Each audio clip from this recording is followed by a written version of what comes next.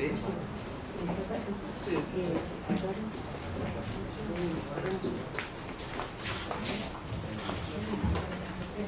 Buenas tardes, gracias por venir. Vamos a empezar nuestras jornadas de Taiba. Tenemos acá a nuestros invitados, estoy muy contenta que estén acá. Yo les quiero contar, bueno, es un poco la idea de cómo surgió esto. El año pasado hice un homenaje a Tolstoy en los 100 años de su muerte y la invité a Selma Ancira. Y fue un encuentro realmente que modificó muchas cosas. Entonces, bueno, me sentí muy motivada a este año a hacer un encuentro, invitarla a Selma nuevamente y hablar de Marina. Marina, bueno, Selma, las extraordinarias traducciones de Selma nos permiten conocer a Marina. Creo que Selma inclusive está retraduciendo a Marina, con lo cual, bueno, ha ayudado a que Marina ocupe un lugar el lugar que se merece, realmente. Entonces, bueno, yo creo que el motor de estas jornadas de Taiba es Selma Ancira. Y estoy muy orgullosa de que haya querido venir a Buenos Aires, muy, muy orgullosa. Bueno, muchas gracias. Esperemos que todas las lecturas que vamos a escuchar estos días, que es muy importante, las diferentes lecturas de Marina, estemos atentos, escuchemos, que seguramente va a ser muy enriquecedor.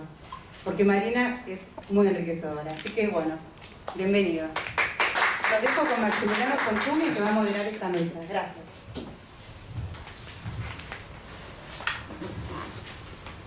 Bueno, vamos a empezar con los primeros oradores. Va a empezar hablando Claudia Schwartz. Claudia nació en Buenos Aires en 1952.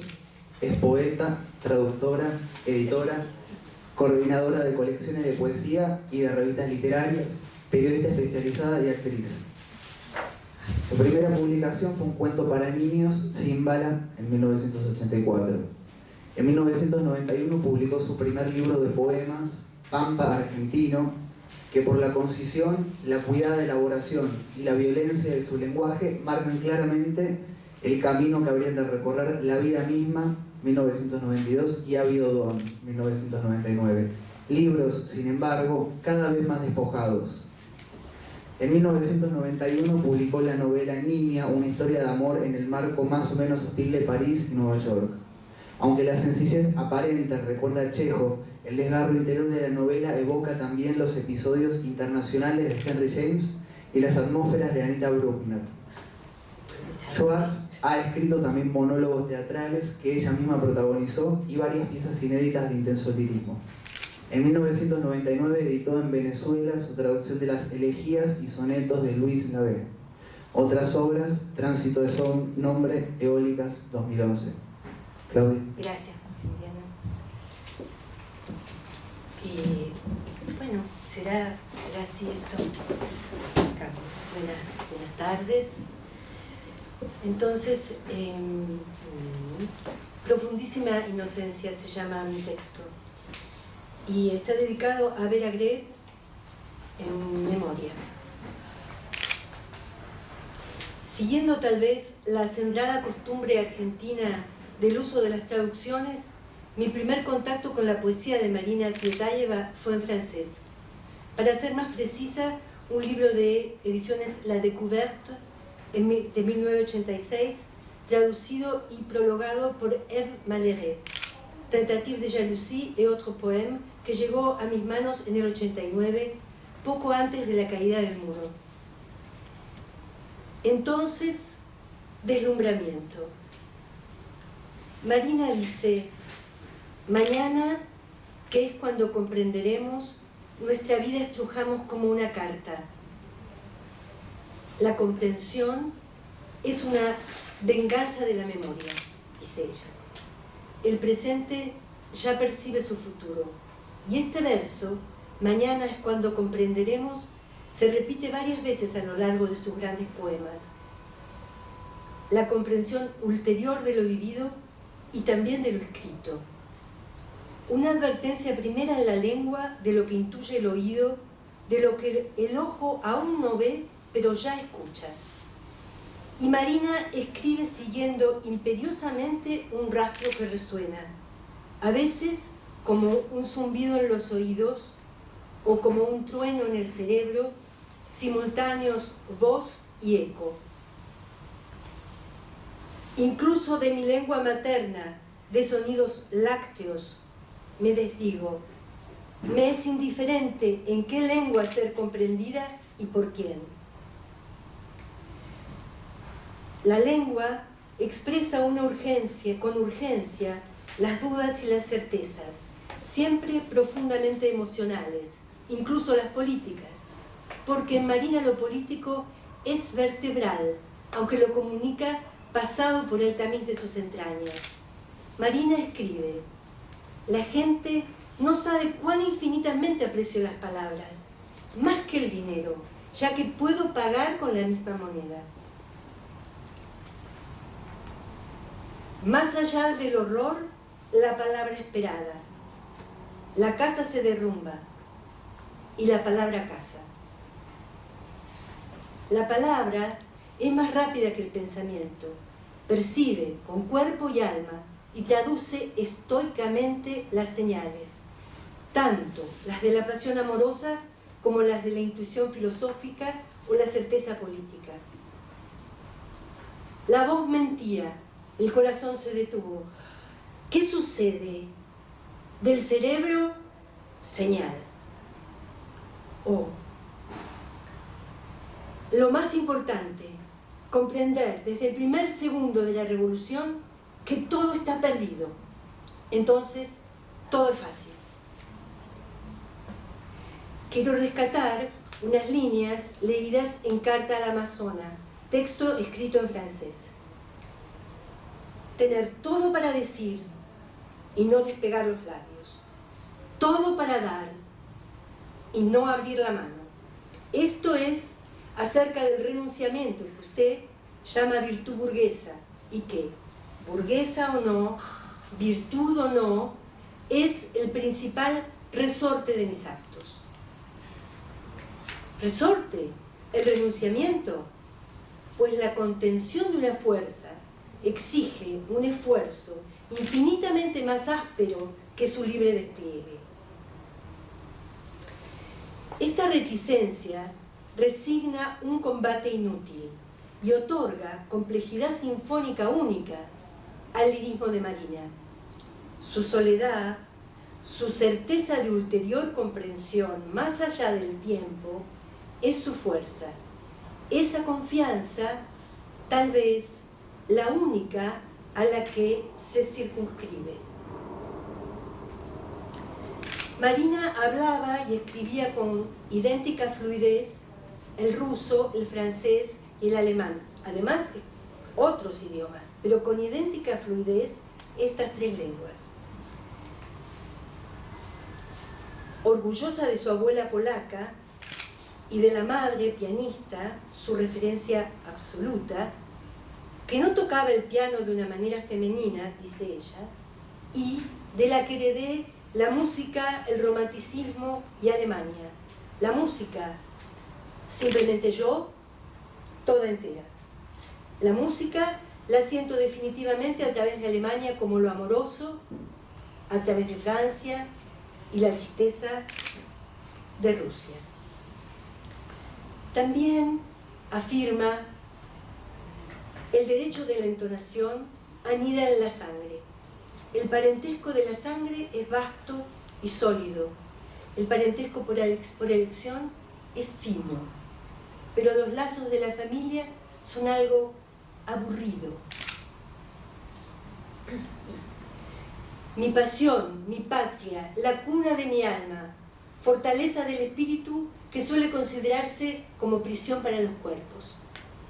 Y expresa más tarde que el poeta está incluso fuera del tiempo, pero sobre todo ajeno a cuestiones territoriales. Marinas, sí, y arrogantes, así somos, y polacas.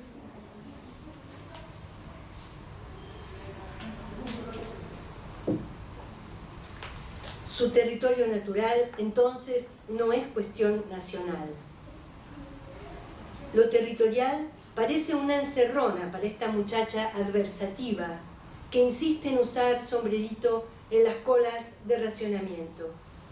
Se ofrece como blanco de la furia social, sacrificial, a pesar de que ata con cordones lo que resta de sus zapatos? Marina tampoco tolerará asomarse a la realidad burocrática, absurda pero siniestra, donde cada suceso y cada persona serán clasificados y simplificados hasta la aberración. ¿Objeto desechado? No soy objeto alguno, no valoro el vacío mundo de la materia. Se vuelve transparente su sentimiento de rancia, una paria más allá de los límites. La vida es inhablable, un barrio judío. Oh. En mí han desaparecido de un golpe todos los signos, fechas y referencias. Un alma nacida no se sabe dónde. Oh.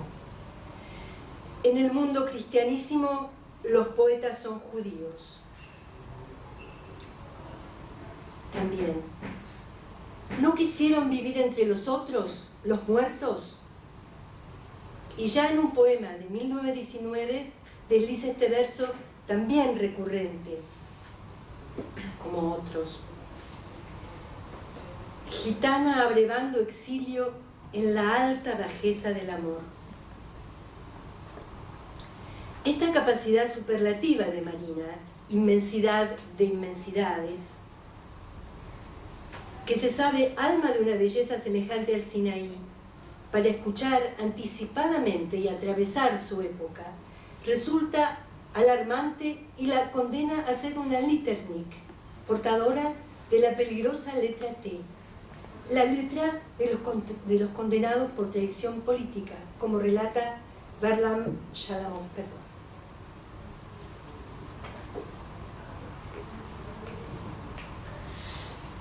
Como relata Varlam Shalamov en Relatos de Kolyma. Marina es una Litternik de la emigración rusa en Europa.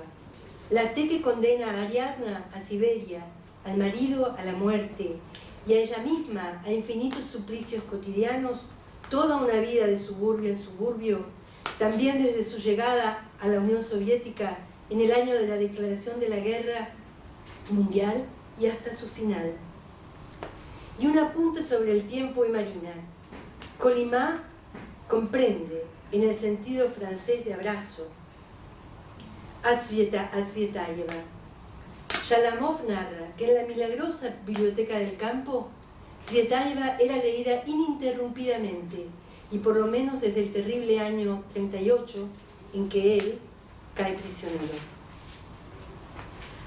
¿Acaso la misma lógica de los campos de prisioneros, que intenta transformar al perseguido en carcelero, impera, aunque con matices diferentes, en la vida de los emigrados rusos, cuyos códigos también Marina desafiaría, pero que en el presente de su vida cotidiana, en una atmósfera de denuncias, de difamaciones, de castigos e injusticias, le entorpeció terriblemente la existencia, pues se le denegaron publicaciones de artículos, de libros, y hasta sus lecturas y traducciones solían tener repercusiones negativas, como cuando después del suicidio de Mayakovsky, en el 30, Marina leyó en público su traducción de Escuchen, canallas, y el círculo de emigrados le hizo un elocuente vacío. Aquí soy inútil, allí soy imposible, expresa en abismal dicotomía. Parece responder Shalamov con esto. Pero hasta el paredón aún quedaban unos cuantos peldaños de esta movediza y pavorosa escalera viva que une al individuo con el Estado. Entonces Marina traduce al francés a Pushkin, a Lermontov, a Mayakovsky, y también se traduce una versión de El Valiente, que en francés aparece como Le Gars. Y a Machado, a Lorca y a Rilke traduce en ruso. Además hay una memorable traducción suya de Baudelaire. Pero aunque tal vez no sea tan sorprendente, en el 32 también escribe en francés. Carta al Amazona, Las noches florentinas, es el año del poeta y el tiempo, artículo donde se lee: todo poeta es en esencia un emigrante, aún en Rusia, un emigrante del reino de los cielos y del paraíso terrenal de la naturaleza.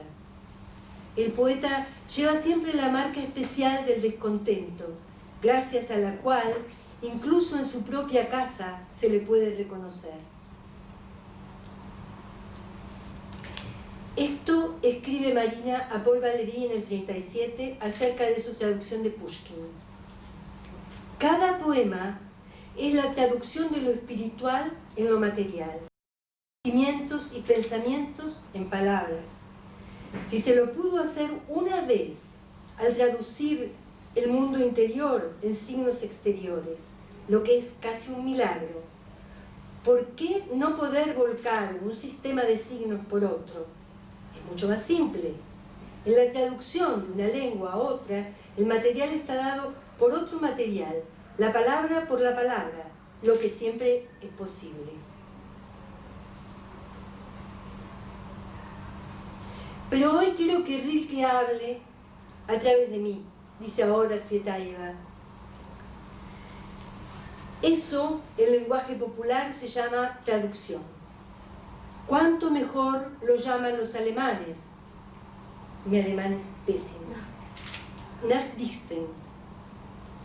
Siguiendo las huellas del poeta, abrir de nuevo todo el camino ya abierto será de nuevo, perdón, voy a retomar un minuto porque Nachdichten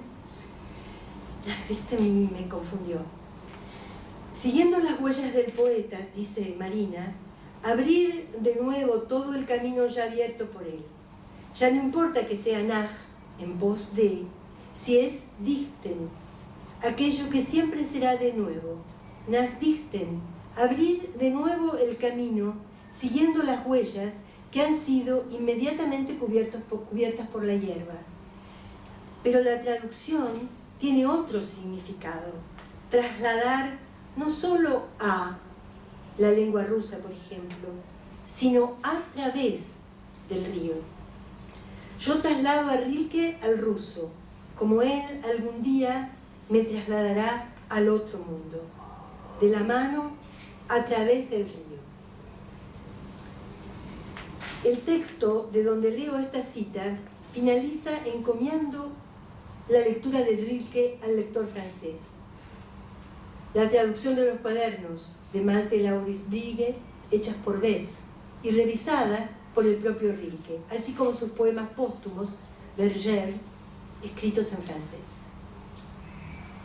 De esta ambivalencia puede comprenderse que cuando en 1923 en Checoslovaquia la invitaron a participar junto con Pasternak, Ehrenburg, Shklovsky y otros de una antología de poesía rusa que editaría Gallimard, prefirió presentar el poema La Neige, escrito especialmente en francés, un pequeño gran poema musical de vertiginosas sílabas que estallan, llevadas por la fuerza del ritmo y la velocidad de las rimas interiores y las aliteraciones, un juego entre la ráfaga de nieve y la locura, la devoción y la ebriedad en vértigo ascendente.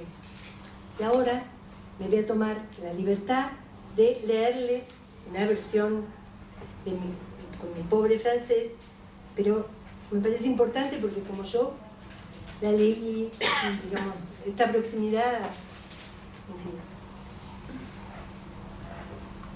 La neige. Neige, neige, plus blanche que linge. Neige, neige, plus blanche que linge. Femme lige, du sort blanche neige, sortilège. Que suis-je et où vais-je? Sortirai-je vif de cette terre neuve? Neige plus blanche que page, neuve neige plus blanche que rage slave, rafale, rafale, aux mille pétales, aux mille coupoles, rafale la folle, toi une, toi foule, toi mille, toi râle, rafale la soule, rafale la pâle, des brides, des ailes, des sols, d'étale, à grands coups de pelle, à grands coups de balle, cavale de flamme, fatale mongole, rafale la femme, rafale, rafole.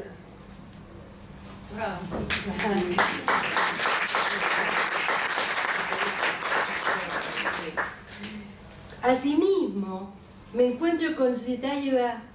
No hubiera sido posible sin la traducción de la extraordinaria Eve Malherbe, poeta también, fallecida en 1984, cuando supo reconocer en Marina, como en Mayakovsky, el que había traducido anteriormente, cito, vociferación, ritmos abruptos, extremismo emocional, la irrupción del gesto oral y un caos que conmociona los academicismos. Sin embargo, Tsvetaeva, dice, conserva la estrofa y el verso, aunque dinamitándolos desde el interior por un juego de encabalgamientos, de contrasentos, con guiones, y al mismo tiempo la fuerza salvaje del discurso hablado permanece dominante. En ese conflicto, es ese conflicto lo que hace más difícil de traducir, es ese conflicto lo que la hace más difícil de traducir que a Mayakovsky, escribe en el prólogo a Tentative de Jalousie. Eve Malherbe devela el meollo de Marina. Una fuerza salvaje busca, como en el verso, ser un puente, el puente, pasión que une, ni antes ni después, entre dos imágenes. Un contacto instantáneo entre la materia y el signo, donde el discurso hablado, la oralidad, no es, como dice Henri Mechonic, sonido, sino sujeto. Y aquí se suma la cuestión del ritmo vertiginoso en la poesía de Tsvetaeva. Ritmo en el sentido del movimiento de la palabra en el lenguaje, y de esa manera una forma sujeto, dice Mechonic, más rápida que el pensamiento.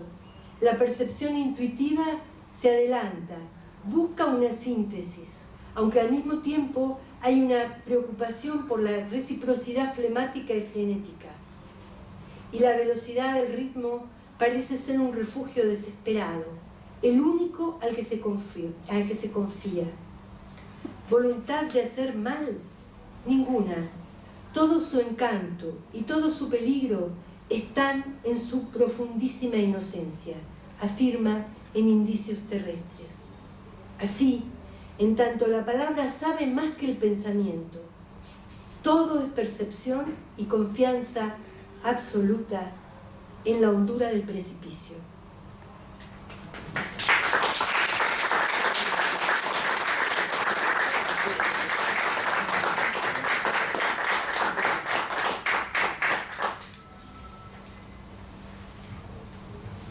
Gracias, Claudia.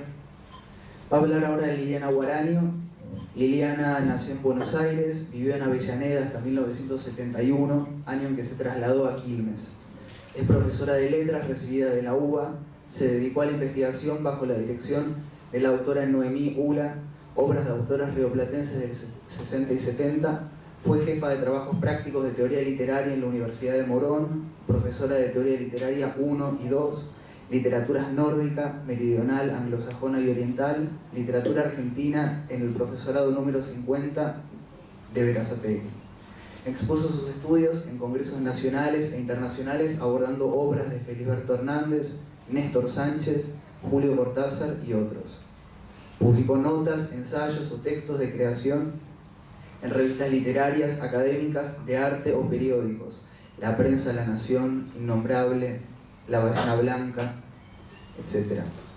Publicó libros de cuentos: La Mujer del Sombrero Rojo, Final del Día, que incluye poemas, y Baldío, los poemarios Los Vientos Amarillos, El Tiempo 1 y las novelas Itinerario de una insensata, que obtuvo la mención del Fondo Nacional de las Artes en 1998, y Desperfecto, novela para jóvenes recomendada para su publicación por el jurado del concurso Libreza en 2008. Diana, gracias. Bueno, yo voy a hablar, el texto que escribí se llama Resonancias en torno a tu muerte. Y voy a hablar del texto Tu muerte, que está en Un espíritu prisionero. El 29, miércoles, día nublado con sol, todos nos quedamos huérfanos, no solo tú y yo. Ha muerto Rilke. Marina Tsvetaeva incluye este fragmento de su poema Carta, dedicado a Rilke, llamado también por el Año Nuevo, en respuesta a la carta que le envía Boris Pasternak el 9 de febrero de 1927. Cuando le escribe a Ana Textova, el 21 de febrero de 1927 también, Marina, después de aludir a este poema, le comenta, y esto lo voy a leer textual: ahora estoy escribiendo algo en prosa, entre paréntesis dice, entre comillas por la grandilocuencia de la palabra. Es sencillamente la resonancia que hay en mí anterior y posterior a su muerte. Su muerte se ha triplicado en mi vida. Inmediatamente antes de morir él, falleció la anciana Mademoiselle de Alia, e inmediatamente después, y todo en el transcurso de 3 semanas, un muchachito ruso que yo conocía, Vania. El día 27 de ese mismo mes, ella termina de escribir su muerte. Esa es la fecha que le pone a este texto. Por ahora lo vamos a llamar texto. Bueno, yo lo elegí un poco, primero porque es un texto que me gusta mucho, que me parece muy diferente de todos los relatos. Pienso que se pueden nombrar relatos los otros textos. En cambio este no sé cómo nombrarlo, porque mezcla muchísimo y organiza mucho más toda la escritura de este texto que los de los otros, eso según mi lectura, ¿no? Y es un homenaje a ella también por el 70º aniversario de su muerte, que es lo que se está homenajeando hoy. Desde el fondo de tristeza en el que se apoya la conciencia y el pensamiento, Tsvetaeva inscribe una elegía, podemos llamarla. Tu muerte, prosa, que se distingue entre los relatos autobiográficos del libro, como dije, Un espíritu prisionero, se distingue por varias cosas, por su fulgor poético, por ciertas metamorfosis que hay en el texto, y otros aspectos que también se dan en la escritura de ella, pero que acá parecen organizados de una forma muy especial, como la música y los diferentes tonos. Y crea, de ese modo, una obra distinta, que combina, también se da en otros textos, otros modos discursivos. Como un eco, son estas resonancias ahora, de las cartas que se entrecruzaron Marina y Rilke en el verano de 1926, resuena su voz al hablarle a Rilke, motivo de la elegía, en un medio tono, reflexiones, alegoría de la muerte. Y en el fluir de la letra se engarzan, para construir una corona, porque la muerte es redonda, 2 relatos, el de Mademoiselle Jean Robert, la profesora de música, y el de Vania, un niño de 13 años, un niño retrasado, pero que de verdad irradia luz. 2 vidas que terminan su ciclo. El amor y el dolor se abrazan al infinito. Marina habla desde el alma, que como dice ella es conciencia y pensamiento. Se hace presente así, para nosotros transformada en arte. Tu muerte, Rainer, dice, y ahora hablo desde el futuro, me fue dada como una tríada. Y como una tríada está organizado el texto, en el que la invocación a Rilke, que abre y cierra el discurso, retornará en varias entradas cuando Marina interrumpe el relato para dirigirse a él. Así en el caso de Mademoiselle escribe: la resonancia de la muerte, Rainer, ¿has pensado tú en eso? En una casa a la que por fin, después de una enfermedad, llega el sueño. Una casa donde se está muriendo es silenciosa. Una casa donde se ha muerto es ruidosa. el primer ruido de las lágrimas, o hacia el fin del relato, de este relato de Mademoiselle, dice: Rainer Maria Rilke, ¿estás contento con Jean Robert? Como si le escribiera una carta. Incluso hay un post-scriptum, ¿no? O sea que también hay una mezcla con la cuestión de la carta.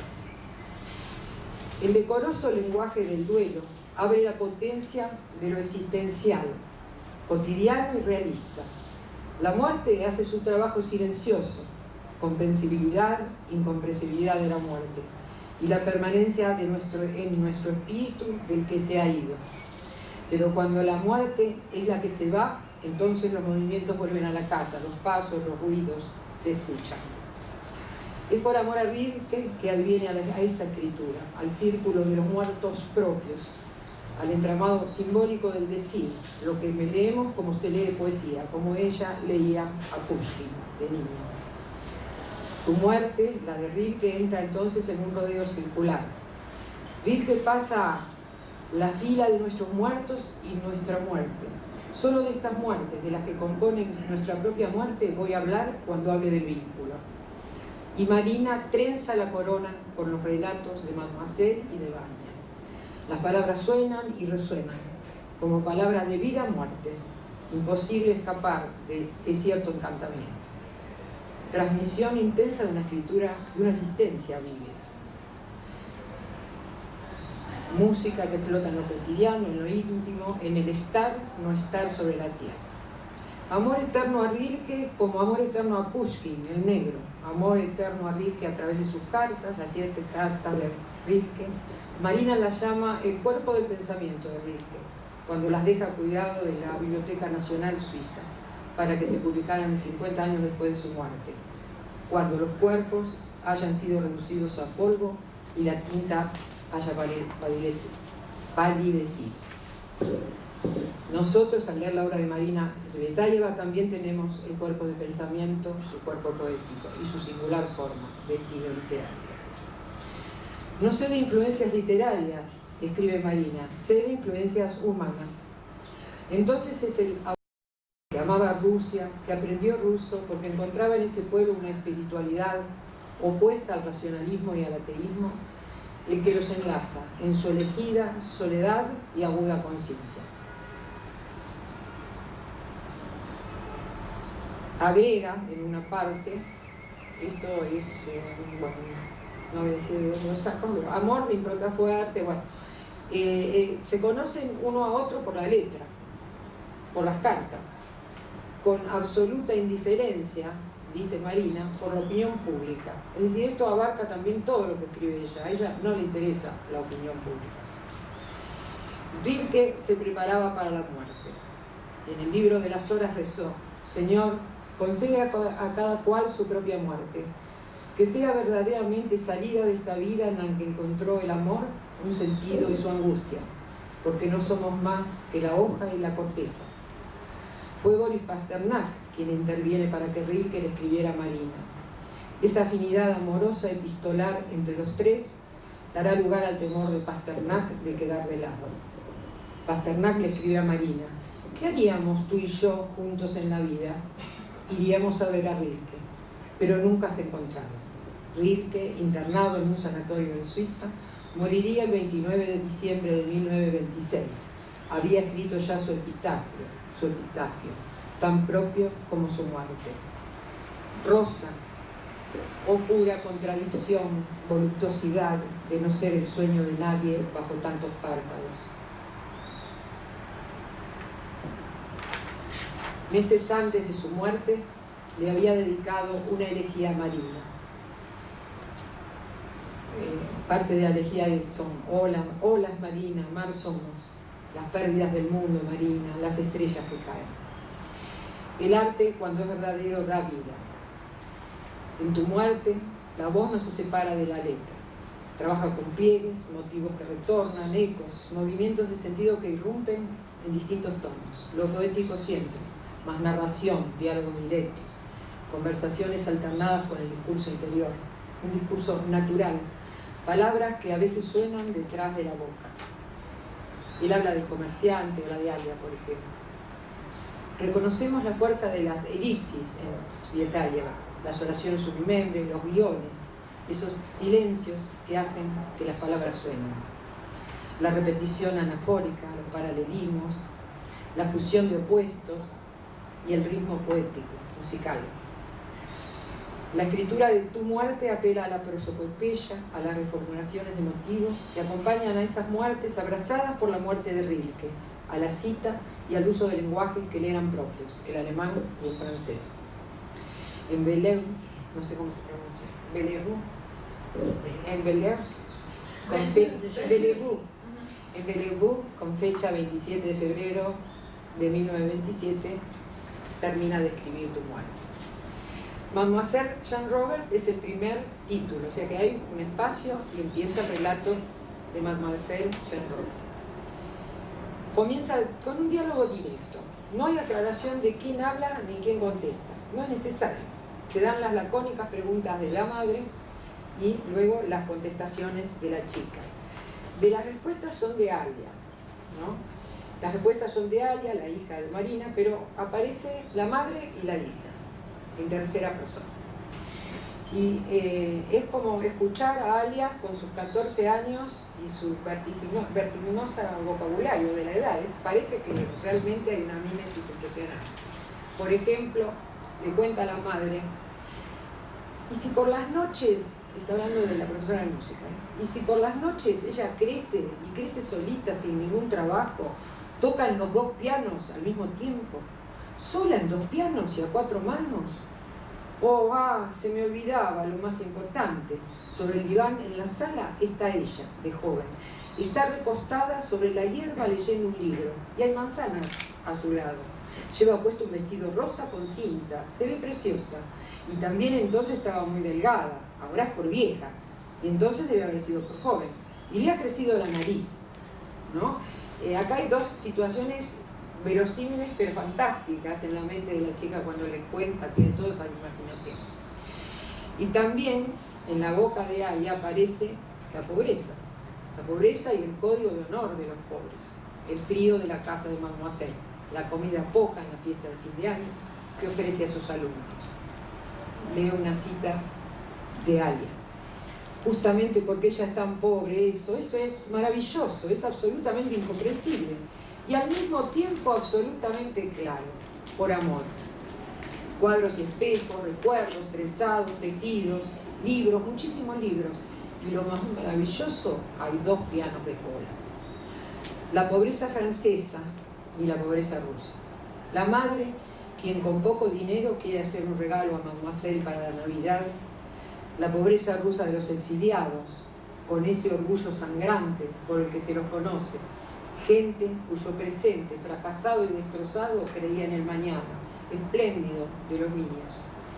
En la carta que Marina envía a Boris Pasternak, en una carta, ella estaba a punto de perder la escasa beca que le habían dado en Bohemia, si no regresaba. Y escribe, allá no hay trabajo, no hay esperanza.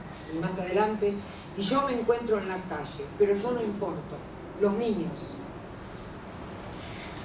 Es decir, los niños son la única esperanza para los exiliados.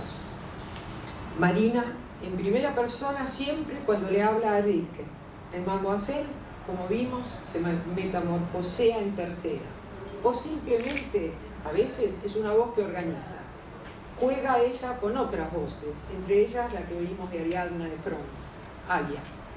Marina es la madre y por momentos vuelve a incorporar el yo de ella, su primera persona. Cuenta bien partes de la vida de Mademoiselle, también de los rusos que viven con ellos, de la relación de amor y admiración por la profesora que se ausenta para morir. Luego seguirá la muerte de Vania. Entre esas 2 muertes está la de Rilke. Presencias reales, como diría Steiner, percibimos nosotros en estos seres que existen por la potencia de la palabra, cercanía de la voz. En el caso de Mademoiselle se viven distintas situaciones. La reunión en la casa de la profesora, la invitación que le hacen las familias de los chicos Alia y Eric para Navidad, la compra de un regalo de parte de la madre de la niña, que es Marina, y luego la espera. porque la profesora de música no aparece para la Navidad rusa, que es la que van a celebrar, creo que es el 13 de enero aproximadamente. Es más tarde que la Navidad occidental. A la espera, la están esperando, pero ella no llega. Sobreviene la inquietud. Mademoiselle no ha venido, Mademoiselle no viene. Mademoiselle sencillamente se instaló en la ausencia. La casa de los rusos y de las dos familias que la habitaban pareció debilitarse, reblandecerse, y luego la casa despertó. Ariadna le escribe una carta a Mademoiselle que nunca podrá leer, y al fin van la madre del niño, Liolik, y la madre de la niña, Alia, a la casa de Mademoiselle. Una vecina les comunica que ha muerto justo el día anterior a la Navidad, el 23 de diciembre. Más regulares, más suaves, más tristes son los tonos en el segundo relato en primera persona. En este relato ella escribe todo en primera persona, pero deja hablar a otros también, ¿no? Vanya muere y ella va al velorio. Acá se concluye la corona. Oh, maravillosa sensatez del dolor. Svietaeva tiene en su voz hace que a través de su escritura esa presencia real de la que yo hablé. Y en tu muerte siento que se materializa como ella le ha escrito a Pasternak. Ella le dice a Pasternak en otra carta: ¿hasta qué punto puede la palabra revelar el objeto? Siendo la palabra para Marina más cosa que las cosas, la palabra misma es una cosa que es únicamente un signo. Nombrar es materializar y no encarnar. Así es su escritura. Y más resonancias expresas cuando el sonido de querido Vanya la lleva a un poema de Bloch. Cito: ese sonido tienen las palabras de Bloch, mañana plateada, esas palabras que no suenan, sino resuenan, aquellas que no salían de mi boca, sino de más adentro todavía, mañana plateada, querido Vanya. Para Vanya una escritura imbuida de religiosidad. Ese chico que olvidaba a veces las oraciones y decía Diosito, Diosito. Y luego, primero quería aclarar que en realidad ella tiene una religiosidad, pero está ajena a cualquier iglesia convencional,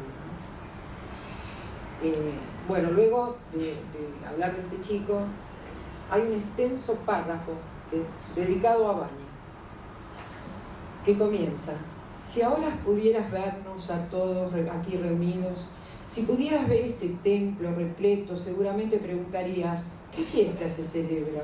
Y nosotros responderíamos: la tuya, Vanya, tu fiesta, aquí estamos festejando. ¿Quién habla en este enunciado que abraza el tú, ese tú que ya se ha ido de esta tierra? Al principio es la autora, pero a medida que avanzamos leemos: pero ¿sabías que el sacramento de la confesión ocurre a solas? Y por tu corazón sensible fuiste un hijo fiel de la iglesia. Cuando te di la absolución, con cuánta felicidad, con qué resplandor en el rostro alzaste la mano llamando a tus seres queridos. Cuando leemos esta parte, lo que nos vamos dando cuenta es de que hay un inasible y gradual movimiento que desplaza el sujeto del enunciado, Marina, que habla al sujeto del sacerdote, que es el que está hablando luego. Y hay otra parte, el sacerdote termina con: ¿querrías volver de nuevo aquí? No, Vanya, y no tú. Nadie de los que hayan contemplado aquella belleza querrá volver a la tierra. Y no pude dejar de recordar el cuento Tini de Eduardo Wilde, de 1923, en el que hay varios aspectos que hay unos recursos que él usa que tienen relación con este texto de Marina, y especialmente con el Vanya. Por ejemplo, nosotros leemos: ¿dónde estás? Dime, ¿habré de morirme para verte? Dice Eduardo Wilde en Tini. Y querido Vanya, si ahora desde las alturas pudieras vernos, de Marina. En la carta del 26 de agosto, Marina le escribe a Rilke: del 26, ¿no? Creo, al igual que tú, en el reino de los cielos. Pero volviendo a la muerte, Para Marina la muerte para Marina y para todos nosotros la muerte irradia frío. Dice, no existe un frío así en la naturaleza, en otra naturaleza. Se calientan el metal, la cera, la piedra, todo responde, se caldea, la frente se niega y retorna con leo hacia atrás, hacia la vida. Vania Bullón, te devuelvo a la vida, que es lo que hace ella con su actitud. Marina cierra tu muerte confesándole a Rilke su auténtico pensamiento sobre él en un giro de índole cuasi religiosa. Resuena Cristo. Si Goethe es la luz para Marina, Rainer María Rilke es la sangre para ella. Su sangre sufría una enfermedad, pero no se le dio transfusión alguna. En cambio, él, a contramano de lo que expresa la vida cotidiana, dio su sangre. Cito, él perdió su sangre buena para la salvación de la nuestra, mala. Sencillamente nos hizo una transfusión de sangre. El esplendor de la muerte de Rilke se une a la de sus vecinos, Mademoiselle Jane Robert y a Vania. En un lugar real descansa Rilke, en el peñajo del Ródano, sin vecinos. Pero, dos versos. En mí, su amante rusa, descansa entre Sana y Vania, Juana y Juan. Sana es el nombre ruso de Juana, ¿no? Y de Jean, francesa. Así termina tu muerte. Nosotros también leemos hacia atrás. Estamos leyendo toda la obra, o tratando de leer lo más posible de Marina. Leemos los libros de ella entonces, en el presente, por lo que regresa ella transformada en arte. No entenderemos nosotros la muerte, como tantas cosas del mundo a las que no llega el pensamiento, aunque todos tendremos nuestro requiem. Pero ante la muerte, dice Svetaeva, afirmamos con decoro, existo. Es nuestro pleno consentimiento a vivir.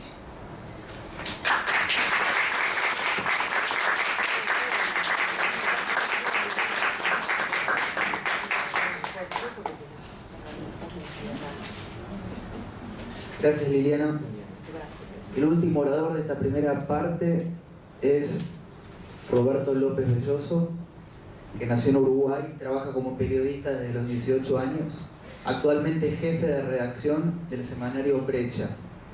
En 2007 recibió el Premio Internacional Ciudad de la Juela por su libro Poemas encontrados lejos de Islandia, y en 2006 el Premio Anual de Literatura del Ministerio de Educación y Cultura de Uruguay por su libro Poemas encontrados en la Sierra de las Ánimas. Sus libros anteriores son Poemas encontrados en el siglo pasado, Poemas encontrados en un año cualquiera, obtuvo la mención de poesía 2002 en el Premio Casa de las Américas, Poemas encontrados en una sala vacía, que obtuvo la mención Poesía Édita en los Premios Anuales de Literatura del MEC, y Poemas encontrados en una guía Michelin, que obtuvo el premio de la Intendencia Municipal de Montevideo en el año 2000 compartido. Roberto, gracias. Muchas gracias. Y agradecimiento que hago extensivo a todos los organizadores de esta jornada, de esta semana, que tuvieron la gentileza de invitarme. Estoy muy contento de estar acá. Bueno, esta intervención que voy a realizar ahora no es una ponencia acerca de Marina, sino que, tal como su nombre lo indica, es lo que surge cuando se toma del hilo de Marina y se tira para desenredar el ovillo que genera el contacto con del que nadie sale ileso. Son textos iluminados por esa lesión, por esa herida. Son un intento de cicatrizar. El primero de esos 7 poemas que voy a leer, poemas que surgen directa o indirectamente del contacto con la lectura de la obra de Marina Tsvetaeva, se llama Cuando no había Rusia. El libro del que procede es Poemas encontrados cuando no había, y trata en su línea argumental de aquello que no había cuando faltaba alguna cosa esencial para que las otras existan. En otras palabras, cuando no había Rusia, podemos tejer la hipótesis de que cuando no había Rusia no había Marina, aunque habrá quien diga que es en realidad viceversa. Pero para que hubiera Rusia fue necesario que antes hubiera habido otras cosas, por eso el final de cada poema de ese libro coincide con el comienzo del poema siguiente. Así que si bien el poema número 1 de esta intervención es cuando no había Rusia, es necesario leer primero un poema número 0, que es cuando no había Bizancio.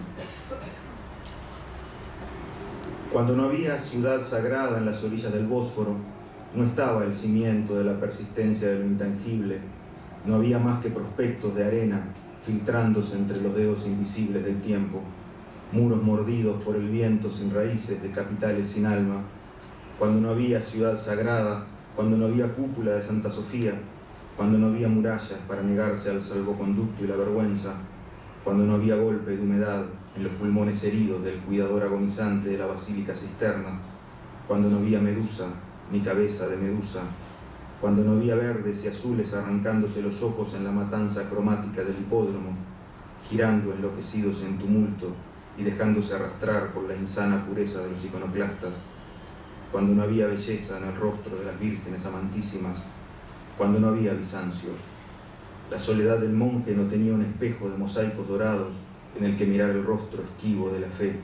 Estaba desnudo el monje, estaba en soledad cada uno de los fragmentos de la Trinidad caída. Cuando no había ciudad sagrada, no había, todavía, manera de rozar con los dedos el rostro, manera de intuir el sitio. Cuestión de anacoretas o de insectos era la conversación con lo trascendente, hasta que llegó Bizancio y volcó en la cúpula de Santa Sofía, copa invertida de seda, nácar y alabastro, el vino de la alianza, y los que allí vivían, cuando llegó el momento, cuando fue necesario, defendieron su ciudad como si fuera Stalingrado. Después se construyó el concepto, pero cuando no había ciudad sagrada, cuando no estaba el pórfido, ni se había delineado el rostro afilado de los profetas pintados al fresco, cuando no estaban los vendedores de anillos en el barrio de los orfebres, cuando no había letras para labrar en la lisa superficie de plata, no había mosaico de la transfiguración en el Duomo de Dafne, ni crucifixión sangrando azules de Nicea en el nártex de un monasterio de Kosovo, cuando no habían salido en dirección al norte ni Cirilo ni Metodio, cuando no había lengua común ni alfabeto para escribirla, cuando no había Bizancio ni desnudez de emperatriz en las recámaras imperiales, no había lugar en que guardar las espinas ni la astilla, tal vez verdad, tal vez mentira, no había relicario ni corona del zar en San Basilio. Bravo. Gracias.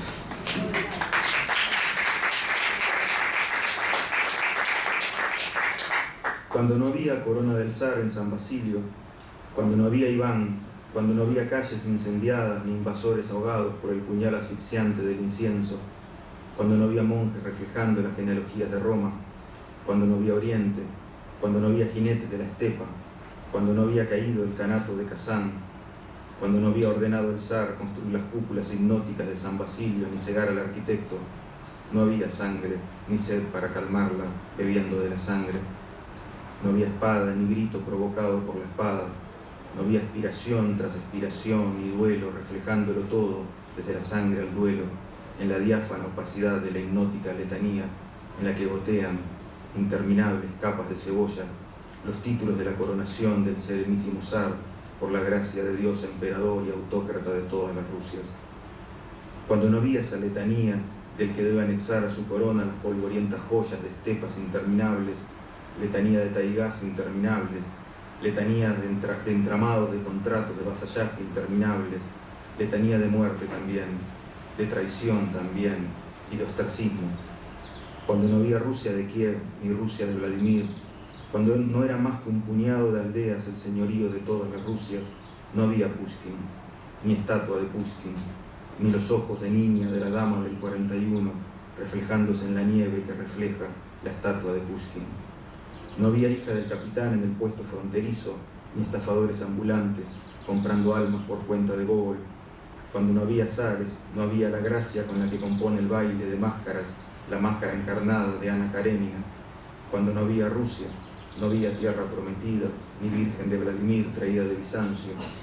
El manto oscuro en el encendido fondo del leño y el hijo trepando en busca de la madre que se refleja lejana y cercana. Pero cuando no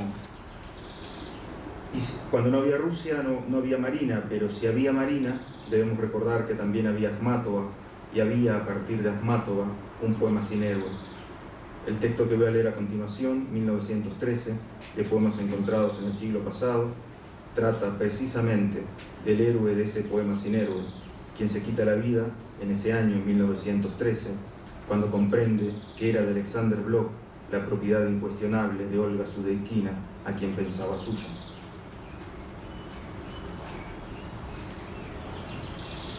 Retrato sensual de muchacha con vestido negro ligero podría llamarse lo ocurrido en San Petersburgo si fuera un cuadro de Brühlov, pero no es más que una sucia mancha de sangre en medio de la calle y la sien destrozada.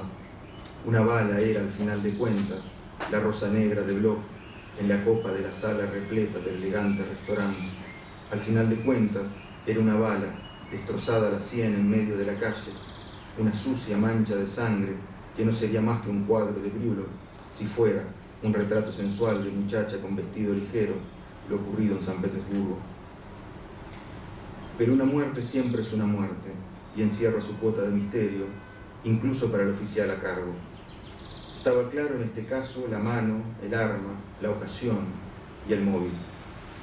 Recordaba el oficial a cargo haber visto cierta vez en El perro que fuma la espalda desnuda de Olga Sudeikina.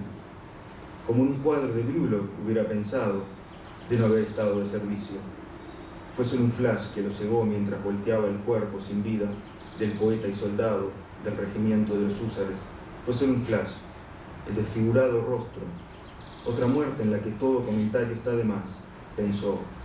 Y pensó incluso en la espalda desnuda de Olga Sudeikina, en la que todo comentario está de más, incluso el desfigurado rostro, pensó el oficial a cargo. Hay algo de ausente en la primera noche de Olga Sudeikina y Alexander Blok, después del balazo, un cierto juego de fantasmas y máscaras, una incapacidad de la carne para asirse a sí misma, una vacuidad, un poema sin héroe, una mirada que no se pierde un solo detalle, pero no sirve, no revela, no muestra, se queda ciega, abstraída, muda, pero es solo uno, el instante de la culpa.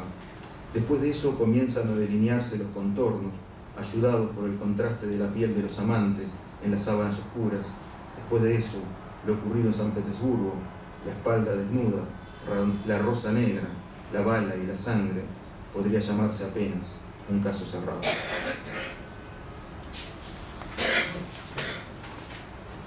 Tres años más tarde, Marina escribe sus poemas a Mandelstam, y a propósito de esos poemas, 1916, y a propósito de Mandelstam, 1938. 1916. Entre dos amores crucificados van su instante, su hora, su siglo, su culto desmedido a Napoleón, su Rusia blanca. Acaricia la cabeza del muchacho de Varsovia, después de los largos paseos por el Neva, espera en el oficio del insomnio, el vagón del tren que la llevará a Crimea, los 6 dramas en verso, los indicios de la nudez que mejor viste, la experimentación de una actriz de provincia despiadada en el placer del texto, como aquella otra herida de los incoloros ojos del diablo, dobo azulado en los años de la infancia, soniesca lastima el borde que muerde en el dormitorio de antes del exilio. Entre el 16 y el 38, el 17. El látigo feroz de tu mirada acaricia el mapa cambiante de los héroes. Tus palabras rompen los cristales como puños. Puñal en el estómago el espectro, se hunde y abre de un tajo el siglo. Ya es la hora de los Soviets. 1938 tiene una cápite de Mandelstam que dice: el mastín de la época se lanza sobre mis hombros. Armenia, Crimea, el zarpazo de Lubyanka, la superficie habitable codiciada por los coatíes, el odio del montañés del Kremlin, el libro sin tapas, los cuadernos salvados por Nadiezhda después de la requisa, una carta en la víspera del invierno, la barraca número 11 cerca de Vladivostok. Poco más pudo saberse de Osip Emilievich, el iluminado por la primigenia belleza de los zorros azules. Y si había Marina, y había Pasternak, y había Rilke, había las cartas del verano del 26, y de eso trata 1926.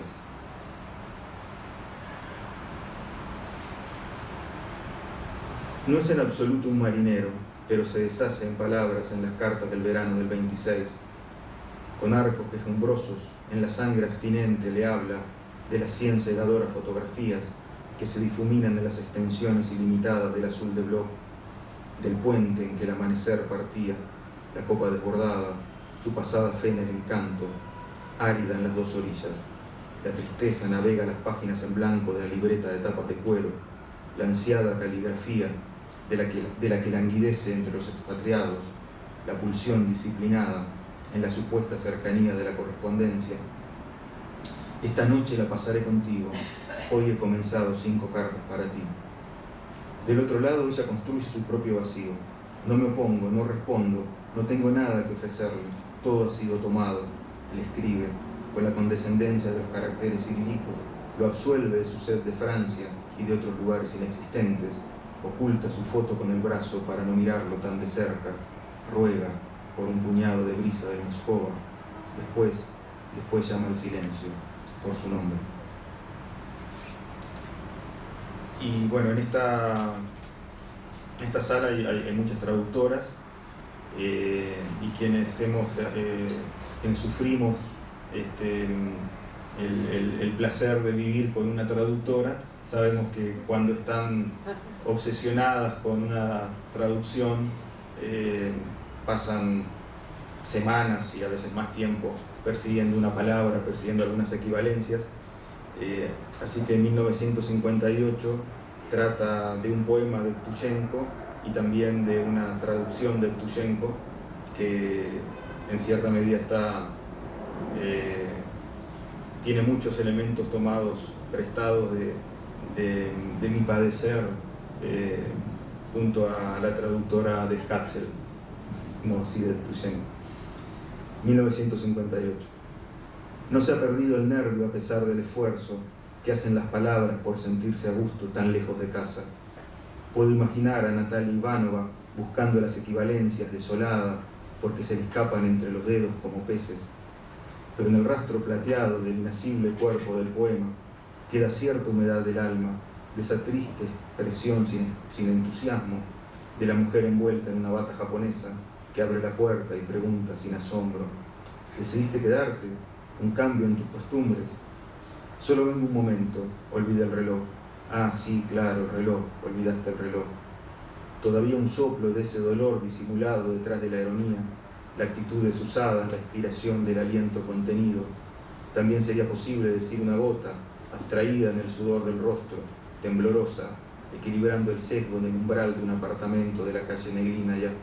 ¿Me llamarás?, pregunta inocente, y ese aire extraño y vago es una máscara más para el temblor y el aliento en el umbral del rostro, enmascarada soledad de gatos ágiles pegados a los muros y máquinas tragaperras de gaseosas, de ciudad adormecida, tazas con restos de café en la mesa de noche y viejas revistas francesas al pie de la cama.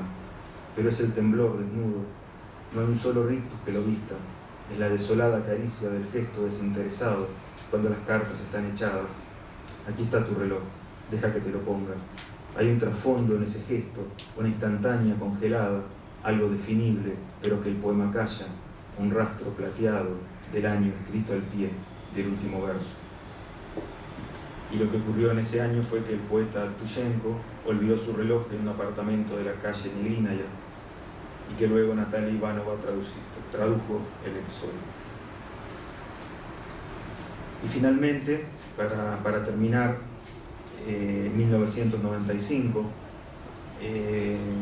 que no habla directa ni indirectamente de Marina, pero que si no hubiera habido Marina, ni Esmatova, ni Condesa Walewska, no habría habido Europa ni tren atravesándola en 1995, porque para desenredar un ovillo rojo hay que tomar de la punta y tirar.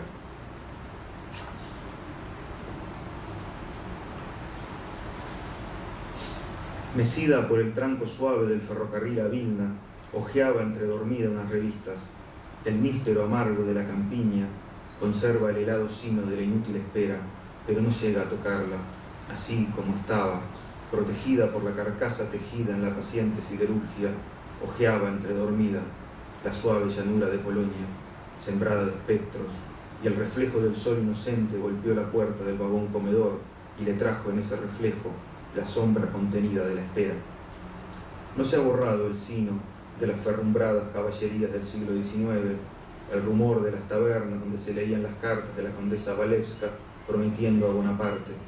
Queda el deseo derramado por la espada y el cuello rendido, el códice que se esconde en las encerradas galerías de los nísperos que crecen como conejos en lo llano entredormido. Para desenredar el ovillo rojo hay que tomar la punta y tirar. La condesa Walewska, en una de sus cartas escritas en el Boulevard Sebastopol. Tazas chinas rendidas a la siesta. París resulta un incendio de cosacos y el zar se toma revancha. No soporta el brillo de Polonia en la frontera. Se suponía que era la medusa, la que horroriza y convierte en piedra, pero tuvo el deseo de la duda y bajó la guardia. Se aprovechó Perseo, torció su brazo, la puso de rodillas, desenvainó la espada, la tomó con fuerza para no equivocar el golpe. La espalda contra la pared que divide un compartimento de otro, algo arqueada hacia adelante. No hay espinas, ni alambrada de púas, ni cosacos, solo la espalda separada de la pared. 3 días de saqueo para rendir la voluntad saqueada de antemano. Después vuelve al vagón, se arregla el pelo con descuido, se sienta hecho un ovillo, valiéndose de la ausencia casi total de pasajeros. Adormecida y abandonada, deja entrever en una de sus mangas un hilo rojo suelto.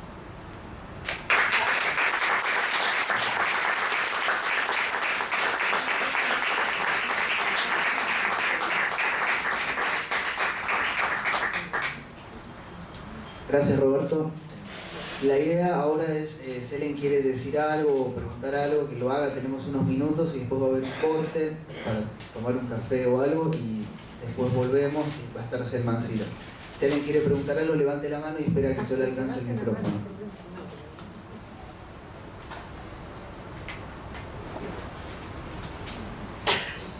Creo que podemos levantarnos tranquilos, ¿no? Acá hay una pregunta. No, yo simplemente quería saber, es que no lo sé, ¿qué poema de Baudelaire pueden considerar?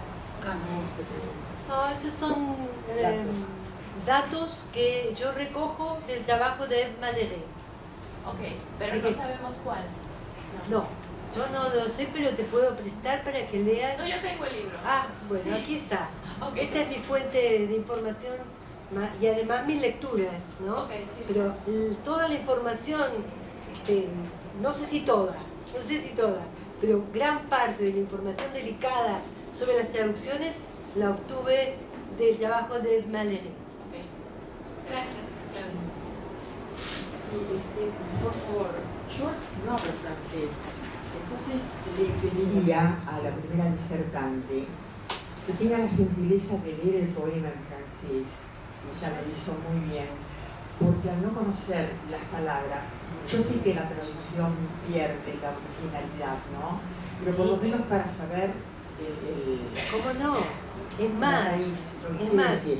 sin llegar a traducirlo, porque Sí. es imposible, Sí, sí. pero le puedo, digamos, Aunque me lo traduzca literalmente. no, es imposible, no puedo. Pero lo que sí le puedo decir es que hay un juego con, por ejemplo, neige, ¿no? Nieve. Linge, que es las sábanas blancas, ¿no? Femme lige quiere decir, femme lige es devota, una mujer devota o sumisa, ¿no es cierto? Pues la otra palabra que Blanche-Neige, sortilège, où vais-je, ¿a dónde voy? Saldré viva de esta tierra nueva, nieve más blanca que página, nueva nieve más blanca que rabia, es lava, ráfagas de 1000 pétalos, de 1000 copas. Y después dice Rafale la folle, que es ese juego maravilloso, ¿no? Rafale es la ráfaga, la folle, la loca, ¿no? Y después dice tú una, y después usa la palabra foule, que es la multitud,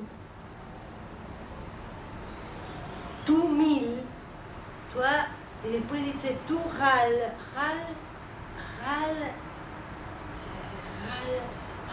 es ese sonido del agónico, ¿no?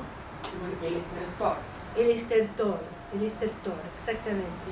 Después dice Rafal azul, que es la borracha, la ebria, ¿no? Ráfaga ebria. Después Rafal la pálida, ¿no? La pálida. Y después hay una serie de palabras que empiezan con el prefijo de bride, de tel, de sol, de tal, que son todas, tienen que ver con desatarse, desbridarse, desatarse, digamos, cuando los animales se separan del carro, ¿cómo se llama? Se desbocan. No. Le sacan las bridas. Cuando lo sacan del carro, eso, todas son de liberación, ¿no? Con grandes golpes de piel, de bala, y después termina diciendo el cabal, digamos, no sé cuando se va a caballo, ¿no? Cabalgar el fuego, cabalgar el fuego, fatal mongol, ¿no? Fatal mongola, ¿no? Nuevamente Rafal la femme, y después Rafal la femme, y después dice Rafal y re loca sería, porque es Rafol, ¿no? O re loca o enloquecida, ¿no? Como que elige, bueno, lo leo si querés. Sí, claro, es una buena idea. No lo tengo en No, lo voy a leer en francés. ¿Lo leo en francés? Sí. Entonces, neige, plus blanche que linge, femme lige, tu sors, Blanche-Neige, sortilège, que suis-je et où vais-je? Sortirai-je vivre de cette terre neuve?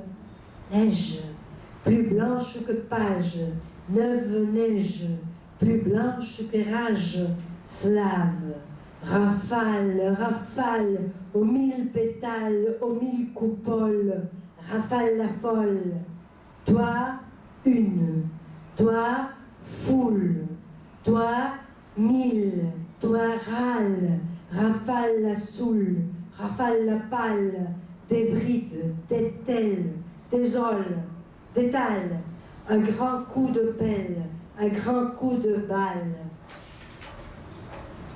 Cavale la flamme, fatale mongole, rafale la femme, rafale, raffole.